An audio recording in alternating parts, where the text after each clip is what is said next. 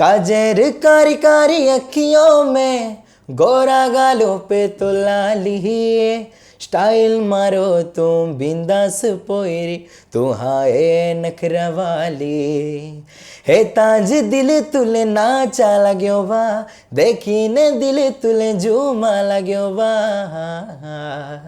तोबा को નમસ્કાર મિત્રો, આપ સૌનું સ્વાગત છે લાઈવ કાર્ડ પોડકાસ્ટ સ્ટુડિયોમાં. તો આજે આપણી જોડે છે જીગરભાઈ. તમારો થોડો ઇન્ટ્રો આપી દો આપણી ઓડિયન્સને. હેલો ગાઈસ, મેં હું જીગર વલવી અને મને તમે સિંગર તરીકે ઓળખો છો. અત્યારે જીગરભાઈને તમે બધા એઝ અ સિંગર ઓળખો છો. તમે એમના યુટ્યુબ પર ને બધા જે અત્યારે નવા આદિવાસી સોંગ જોવો છો તે મોસ્ટ ઓફલી તમે જીગરભાઈમાં એમનું પાર્ટ હોય છે, બરાબર? તો અત્યારે છે ને આપણે એમને થોડા સવાલ પૂછીએ. તમારા બી કંઈ સવાલ હોય તો કમેન્ટ કરી દેજો, આપણે નેક્સ્ટ ટાઈમ પાછા બી બોલાવશું. પણ પહેલાં અત્યારે આપણે પોડકાસ્ટ ચાલુ કરીએ.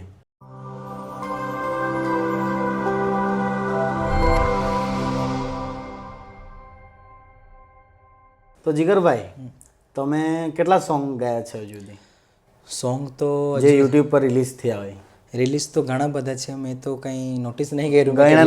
ગણ્યા નથી કેટલા ગયા છે. હા, પણ ઘણા બધા છે અને ઘણા બધા પ્રોજેક્ટ હજુ પેન્ડિંગમાં છે, બહુ બધા. બરાબર. એટલે 50-60 ગાઈ લાખ્યા હશે સોંગ કે વધારે, કે 100-200 થવાના હે.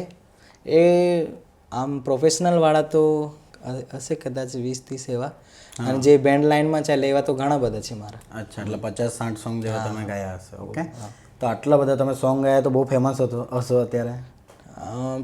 એ તો હમણાં થયું છે, આ વર્ષ ને ગયું વર્ષ થોડું સારું હતું. બરાબર.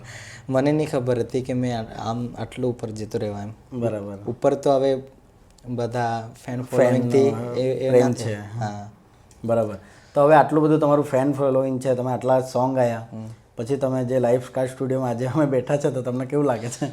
મને તો આજે થોડુંક નર્વસ બી ફીલ થાય છે, કેમ કે સવાલ પૂછે તો જવાબ હું આપવાના એ થોડુંક એવું લાગે છે.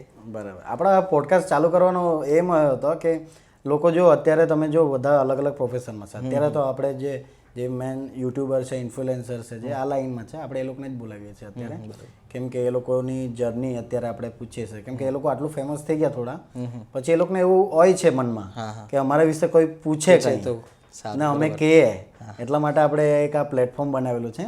બહુ સારું પ્લેટફોર્મ છે. અમે બી જોતા આવી રહ્યા છે. અને સંજુભાઈનો મેસેજ ફોન આવ્યો તો મને પણ સારું લાગ્યું કે મેં બી આવ્યો આજે.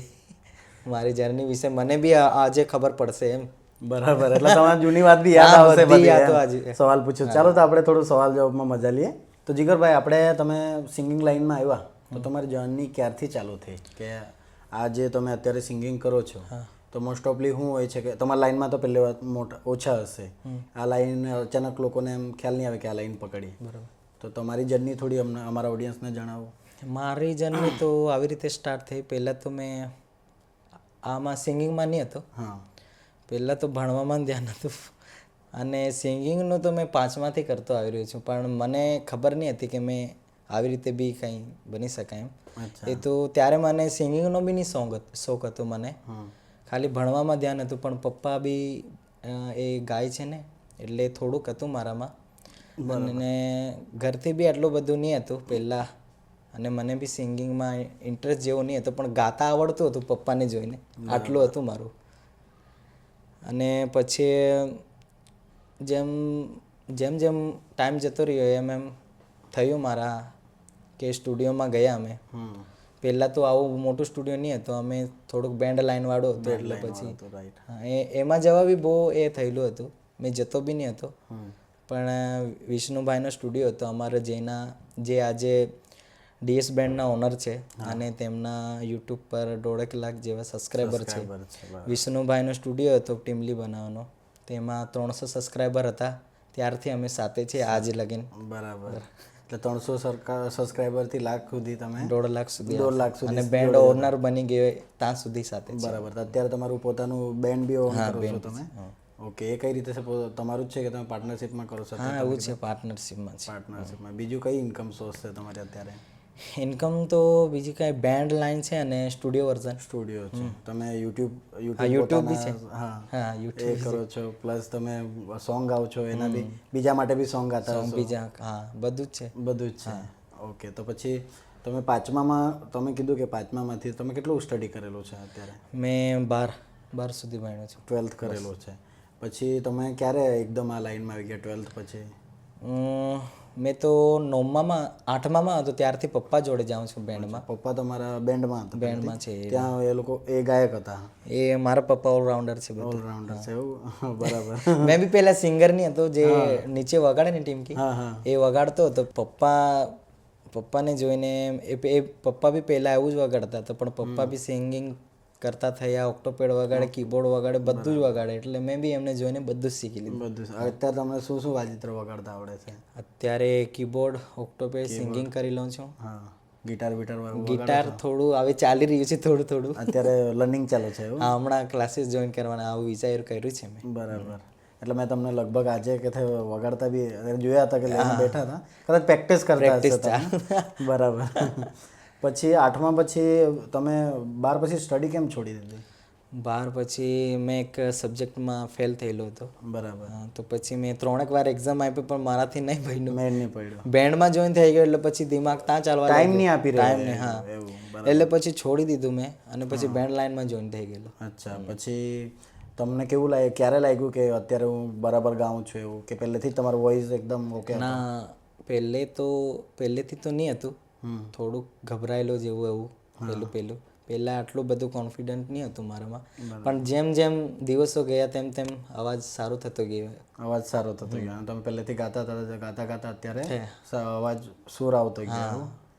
બરાબર છે. તો તમે પછી લાઈવ ગાઓ છો બેન્ડમાં? જ્યારે એમાં લાઈવ બી ગાવાનું, પછી સ્ટુડિયો વર્ક અલગ. હવે કેટલું પબ્લિક હોય એમ બેન્ડ પાર્ટી હોય? પબ્લિક તો બહુ હોય. હવે ત્યાં પબ્લિકનું તો 30-40 હજાર લોકો તો બી આવતા હે. કઈ ઓછામાં ઓછા. હા, અડધી જગ્યાએ બહુ વધારે થઈ જાય. તો તમને એમ ગભરામણ થાય કે આટલા લોકો સામે હું નહીં ગાય હતો કે એવું? પહેલા જ્યારે હતું ત્યારે મને થયું, બહુ ગભરામણ થતી હતી કે હવે હું થઈ જાય, કંઈ મારાથી ભૂલ થઈ જાય, એવું બધું ગભરામણ બી રહેતી હતી. પણ જેમ ટાઈમ ગયો તેમ બધું છૂટી ગયું. હવે ગભરામણ કશે નહીં. હવે ગભરામણ નહીં રહે.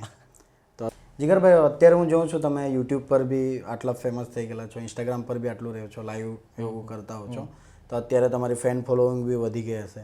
તો અત્યારે શું છે, તમે બહાર નીકળો ત્યારે કે સિંગિંગ કરવા સ્ટેજ ત્યાં હો બેન્ડ પાર્ટીમાં, ત્યારે લોકોનો એમ કેવું હોય કે સેલ્ફી કે એવું કંઈ કેવું મુમેન્ટ હોય? થોડું જણાવો. સેલ્ફી મને બહુ સારું લાગે છે. મેં જ્યાં ઘરથી નીકળું છું, કોઈ બાઇક પર જાઉં તો હાથ બતાવે, જીગરભાઈ બધું કે, મને બહુ સારું લાગે છે.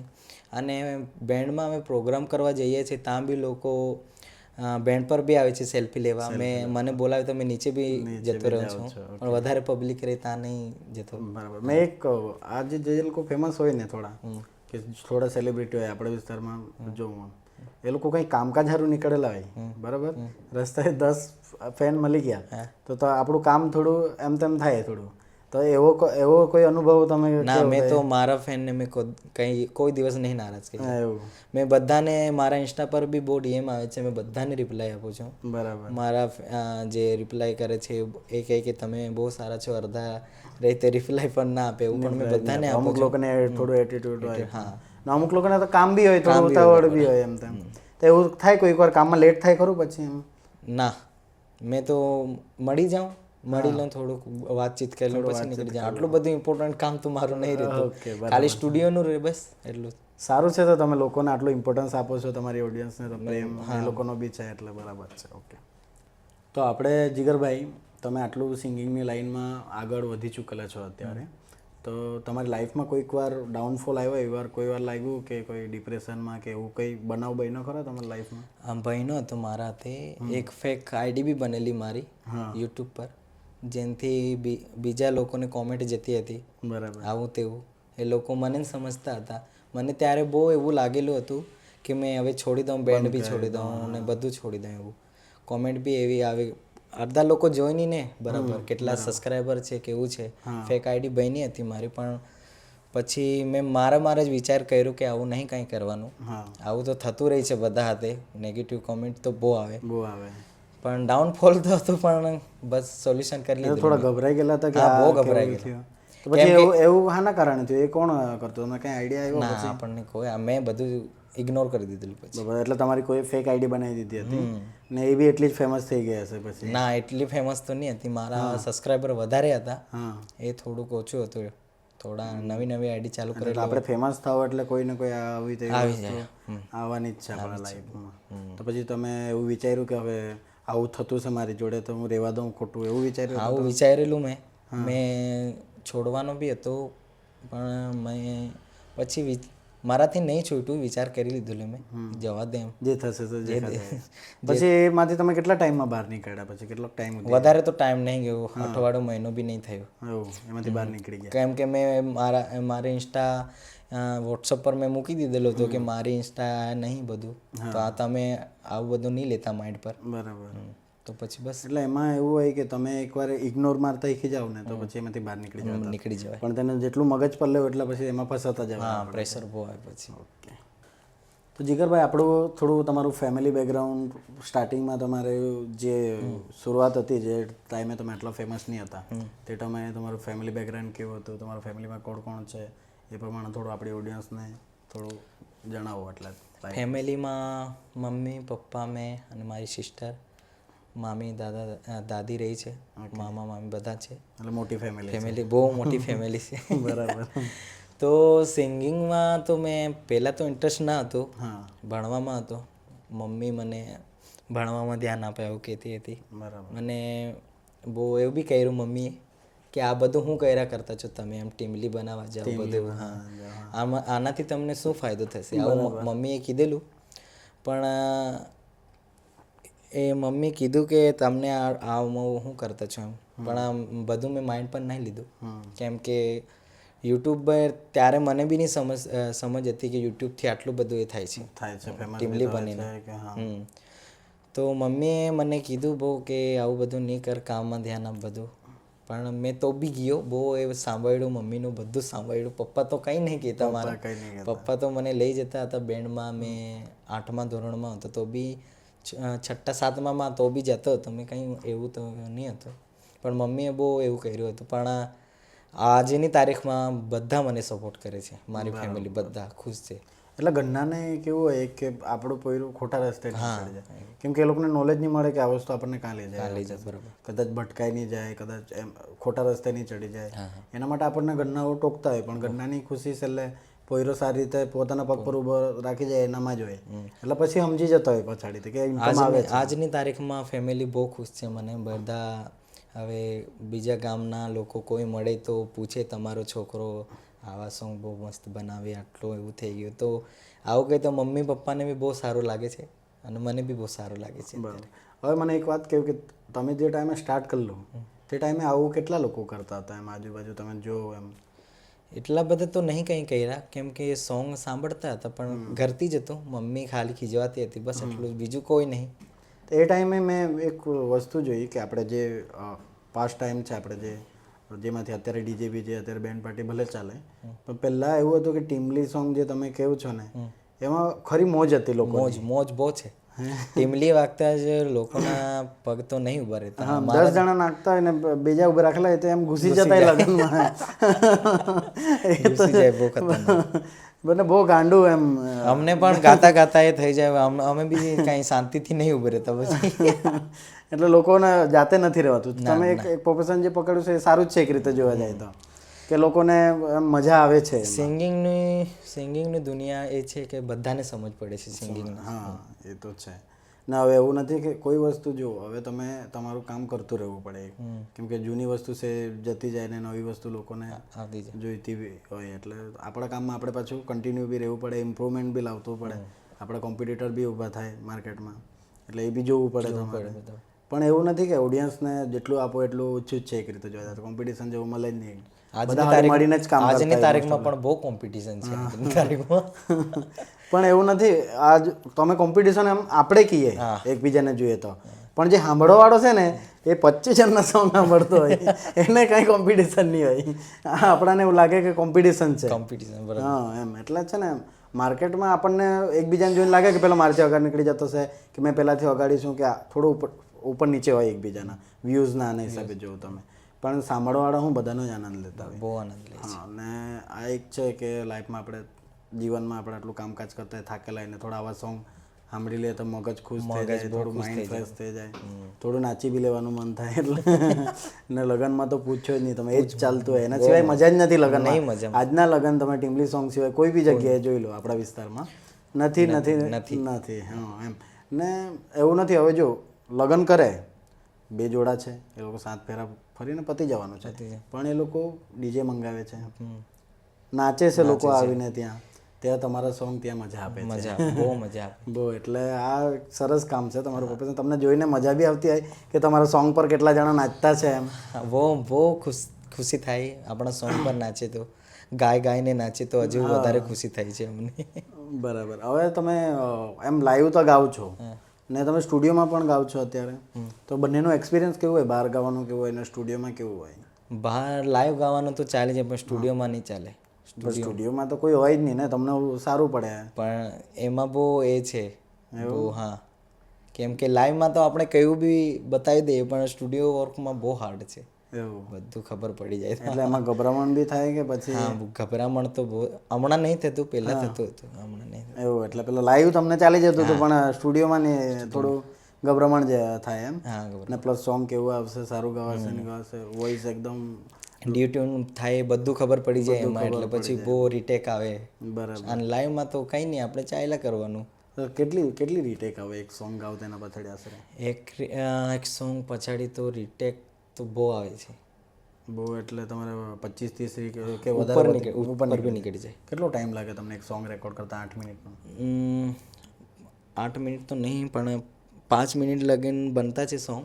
એવું પણ હા, એટલે સમજી લો કે જે 8 મિનિટનું સોંગ હોય એ પ્રોડક્શનમાં થોડું વધી જાય, બાકી સોંગ તમારું 5 મિનિટનું ને એવું 10 કલાક બી લાગે. એવું? હા, 10 કલાક બી લાગી જાય. શું વાત કરું? એક સોંગ પાછળ 10 કલાક લાગી જાય. તો ઘણી મહેનત માંગે. ગળાની હાલત શું થાય પછી ગાઈને? ગળાની બહુ હાલત મારવા જેવું જ.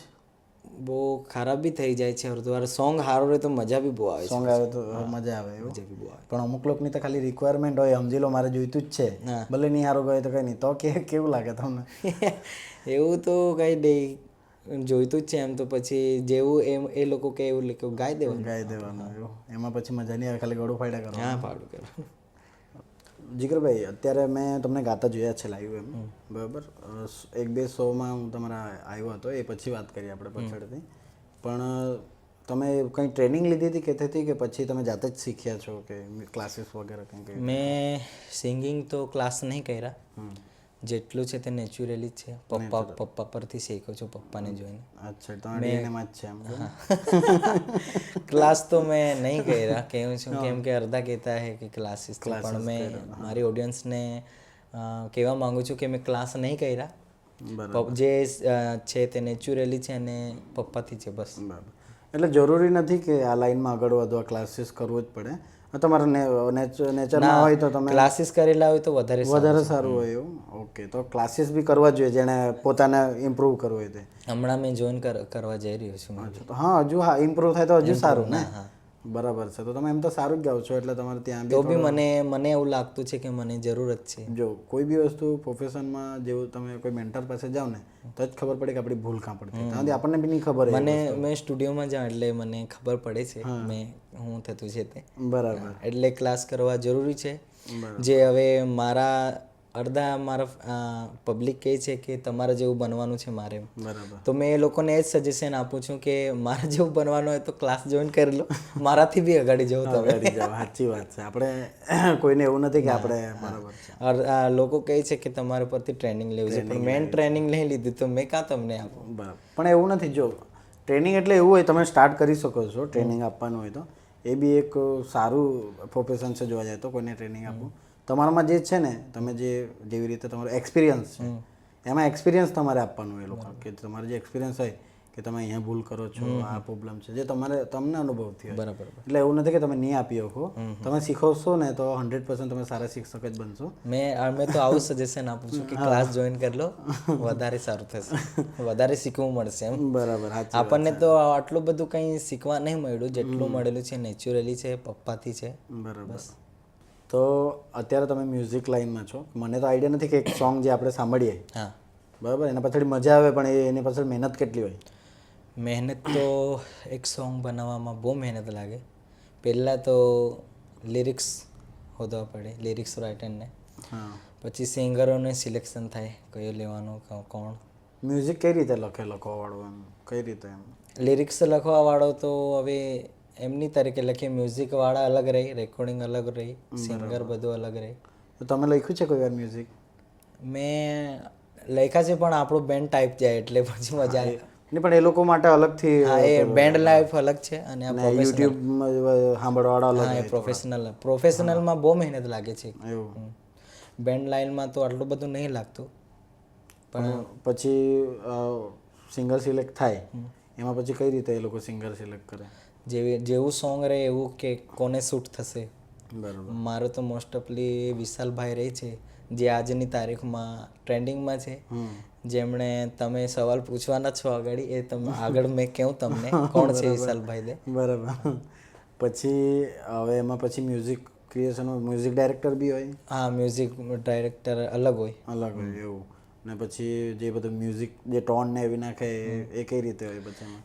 એ પહેલાં તો રફ હોય, ત્યાં જઈને ખાલી વોકલ જ આપવાનું હોય સ્ટુડિયોમાં જઈને.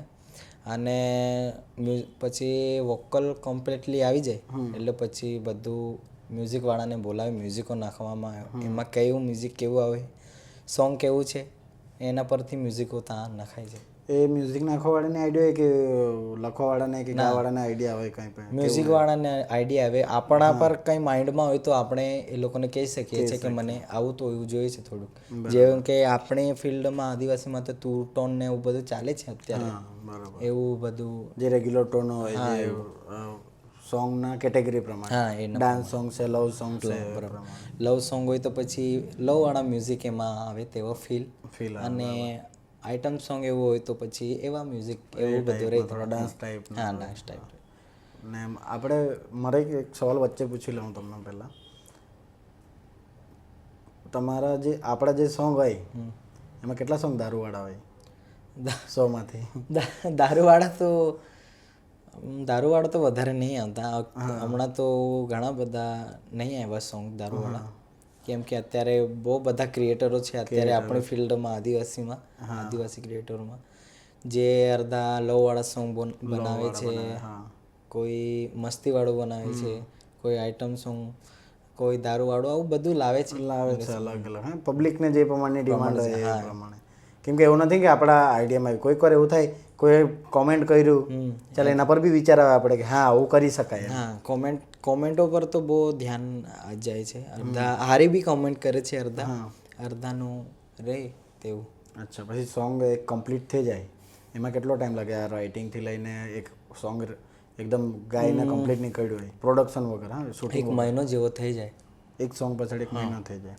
એ તો જો MP3 બને. હા. 1 મહિનામાં, જેમ કે હવે સ્ટુડિયોવાળા ભાઈ પર વધારે લોડ ના હોય તો એ ભાઈ 10 દિવસમાં બી સોંગ આપી દે. અને વધારે લોડેડ હોય તો પછી મહિનો બી લાગી જાય.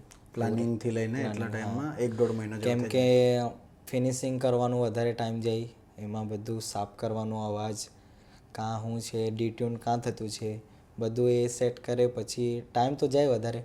લખવાવાળા ભાઈને બી જાય. હા, એ બી થોડું સેટ નહીં થાય તો ફાડીને ફેંકી દેતા. એવું થાય. દિમાગ નહીં કામ કરતું. કેમ કે મેં બી બહુ ઘણા બધા સોંગ લખ્યા છે, પણ લખવાવાળા ભાઈને એવું હોવું જોઈએ કે મેં લખી શકા ત્યારે જ મેળ પડે, બાકી કાગળિયા જ બગાડવાના. એમાં હવે સોંગ રેડી થઈ જાય તમારું, બરાબર?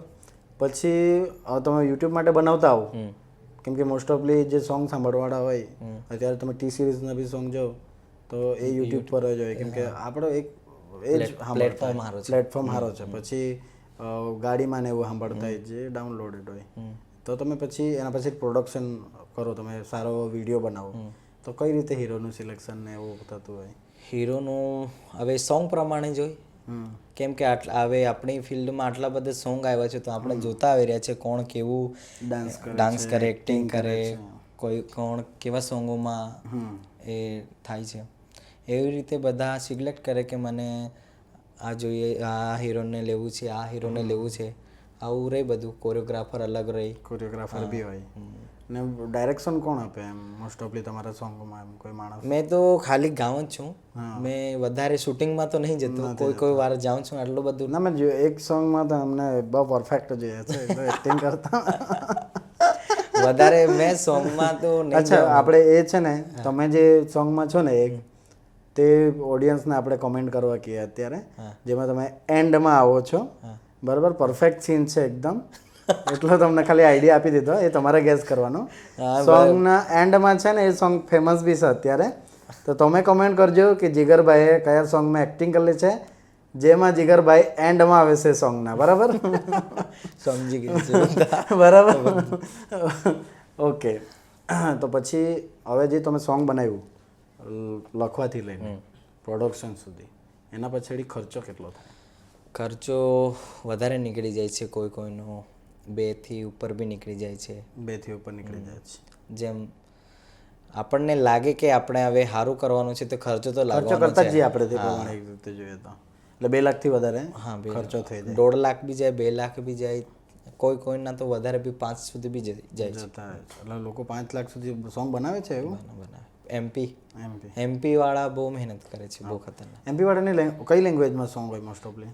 એ તો મને બી નહીં ખબર, એ લોકોની લેંગ્વેજ આવે શું કહેવાય એ તો આપણને નહીં ખબર વધારે. તમને કોઈ સોંગ ગાવાનો હોય તો પછી કઈ રીતે કરો તમે એમાં? હા, મને આવ્યો હતો પણ ત્યાં કોમ્પોઝર એટલે વાંધો ના આવે. હા ને લિરિક્સ લખેલા હોય તો આપણે તો ગાવાનું છે, અને લખવાવાળો ભાઈ બી સાથે રહે તો વાંધો નહીં આવે આપણને. બરાબર, કે આને આવું ગાવાનું છે, આનું મિનિંગ આ થાય છે તો આપણે બરાબર કરી. તમારી સાથે એવું થયું કે અમને કોઈ સોંગ ગાવા આવ્યું, તમને સમજ પડી તો બી ગાઈ લખ્યું એવું કઈ વાર? અમારા પર આવેલું હતું એમપીનું સોંગ અત્યારે, પણ ખબર નહીં હજુ તો ફોન ના આવ્યો.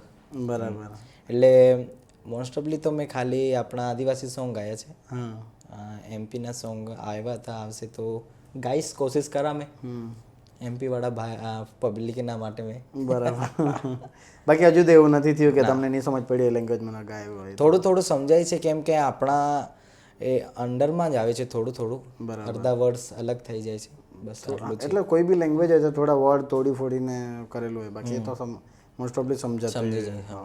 અમુક જ શબ્દ હોય કે આપણે નહીં સમજાય, જે અઘરા હોય થોડા.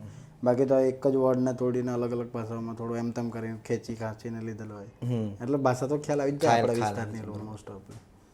જીગરભાઈ, હવે તમે જે મેં સાંભળ્યું તમારી જર્ની એક તો ઠીકઠાક લોકો સામે આપણે આજે મોકો મળ્યો કહેવાનો, તો તમને પહેલું સોંગ કેવી રીતે મળેલું તમને એ થોડું જણાવો.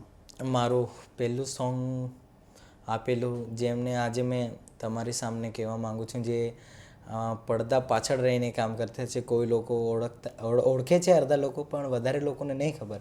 અચ્છા, એટલે બેકગ્રાઉન્ડ પાછળ રહીને કામ કરે છે, પડદા પાછળ, પણ મહેનત એમની જ છે વધારે. બરાબર. તો પહેલું સોંગ મને મળેલું, એમના નામ કેવું છું મેં, વિશાલ સેવાડે, જે લિરિક્સ આર્ટિસ્ટ છે, અમારા બડે ભાઈ જે છે અમારે. તો મને વિશાલભાઈએ મને ચાન્સ આપ્યો હતો પહેલો સોંગ, અને જે પહેલું સોંગ હતું મારું ફાટલી ગોદડી હતું, જે અમે ફર્સ્ટ વાર મેં સ્ટુડિયોમાં ગયેલો હતો, મને નહીં ખબર હતી કે આવી રીતે સોંગો એવું શૂટ થાય છે, રેકોર્ડિંગ થાય છે. તો મને વિશાલભાઈનો ફોન આવ્યો હતો કે આપણે એક સોંગ રેકોર્ડિંગ કરવાનું છે, જે સોંગ છે તે મેં તમને આપી દઈશ. તો વિશાલભાઈનો ફોન આવ્યો હતો મારા પર, તો વિશાલભાઈએ મને લિરિક્સ આપ્યા, બધું સમજાવ્યું, આવી રીતે છે. એક દિવસ અમે પ્રેક્ટિસ કરી, 2-3 દિવસ. બરાબર. અને પહેલું સોંગ અમે રેકોર્ડિંગ કરવા ગયા હતા નાસિકમાં રેકોર્ડિંગ હતું. બરાબર. જે સોંગનું નામ ફાટલી ગોદડી છે, પબ્લિકે સાંભળેલું છે, એ મારું પહેલું સોંગ હતું. અને મને ખબર નહીં હતી કે નાસિક જવાનું છે એમ. અને સ્ટુડિયો સમીર સરનું હતું કદાચ, જે એરાની સોંગ છે આપણું કયું સોંગ છે ને, એ સ્ટુડિયોમાં અમે ગયેલા હતા.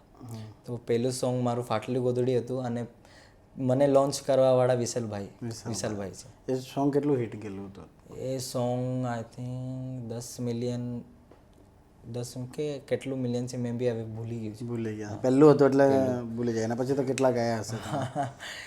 પણ મારું પહેલું સોંગ ફાટલી ગોદડી હતું, અને વિશાલભાઈ આપેલું. તમને લિરિક્સ યાદ છે એમના? હા, યાદ છે થોડું. એકાદ લાઈન ગાઈ શકો તમે? ફાટલી ગોદડી તુમડી હોરો પીને સાકેરા, ફાટલી ગોદડી તુમડી હોરો પીને સાકેરા, હોરો પીને સાકે પોયરે તાળી પીને સાકેરા, તાળી પીને સાકેરા.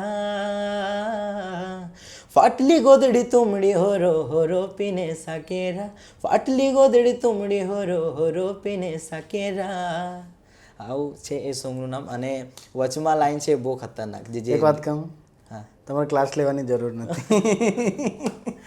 ખરેખર ક્લાસ લેવાની આવું તો કહે છે, પણ મને લાગી રહ્યું છે કે મારે ક્લાસ તમારે ઇમ્પ્રૂવ થવું હોય અંદરથી તો પોતાનું પણ એ તમારું પેલું છે. પણ ખરેખર તમારે મને એમ કે પૂછો ને તમે કે આજે લાઈવ સાંભળું છું ને તો એમ લોકો અમુક વાર શું હોય કે આપણો વોઇસ જે આપણે લાઈવમાં ગાતા હોય એ કદાચ રેકોર્ડિંગમાં દબાઈ બી જાય કે મ્યુઝિકમાં એમ તેમ બી થઈ જાય.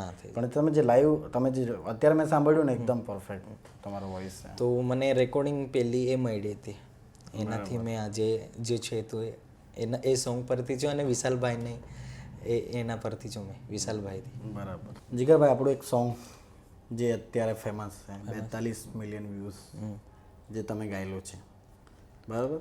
સોંગ તમારે નહીં મળે, ખાલી તમે ગાયેલું છે.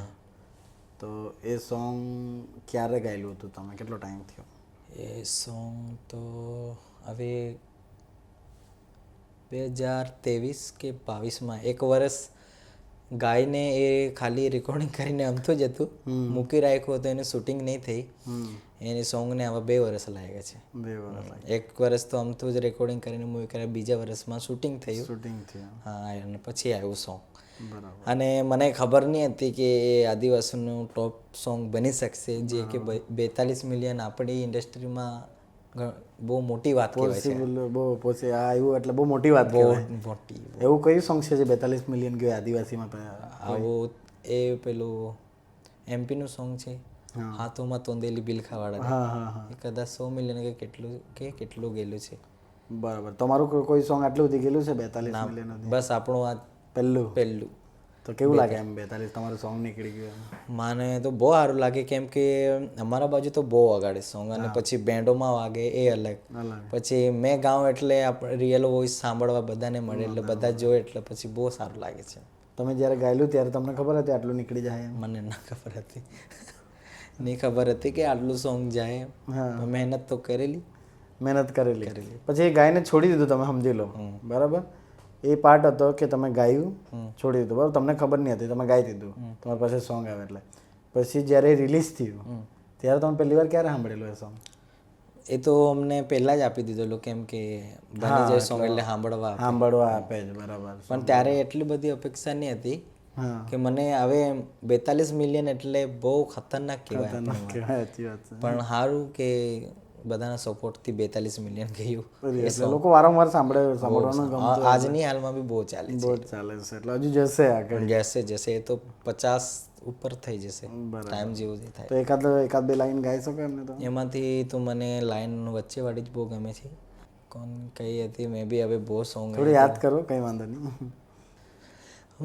काजल कारी कारी अखियों में, गोरा गालों पे तो लाली, स्टाइल मारो तुम बिंदास पोयरी, તું હા એ નખરા વાલી, નાચ પોયરી નાચ તો બાકો તબલે વાજેવા, નાચ પોયરી નાચ તો બાકો તબલે વાજે, કાજર कारी कारी अखियों में, गोरा गालों पे तो लाली, स्टाइल मारो तुम बिंदास पोयरी, તું હા એ નખરા વાલી, હે તાજ દિલ તુલે નાચા લાગ્યો વા, દેખીને દિલ તુલે ઝૂમા લાગ્યો વા, તોબા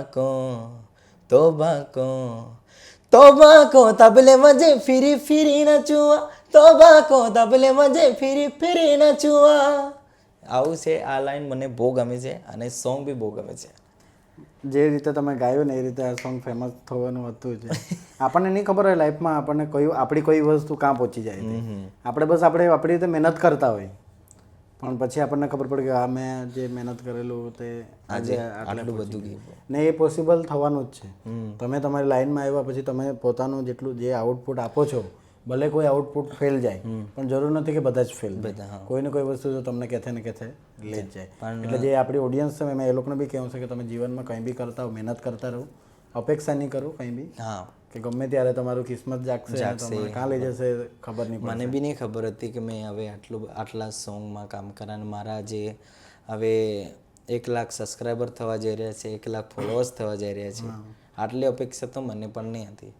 આજે થઈ જ જશે. આ જે ડેટ છે જે રેકોર્ડિંગ થાય છે બરાબર, જો નહીં થયા તો આપણો પોડકાસ્ટ થોડો અપલોડ થવામાં ભલે લેટ થાય યુટ્યુબ પર, પણ જઈને થોડું સબસ્ક્રાઈબ કરી લેજો બરાબર.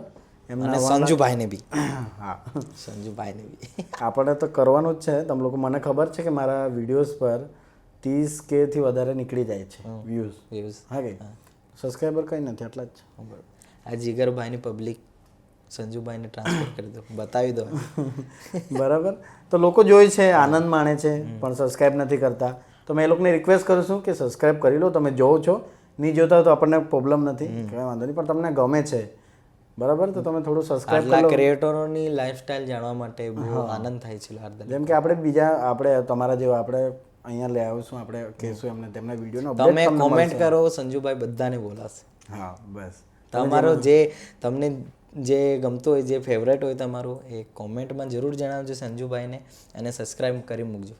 ઓકે, આપણે બોલાવશું બધાને, ટ્રાય કરીએ છીએ. તમે જે કોમેન્ટ કરો છો એમને બોલાવવાની, ને તમે જે કોમેન્ટ કરો છો ને એમના માટે આપણે જીગરભાઈને બી પાછા બોલાવશું આપણા સ્ટુડિયોમાં બરાબર.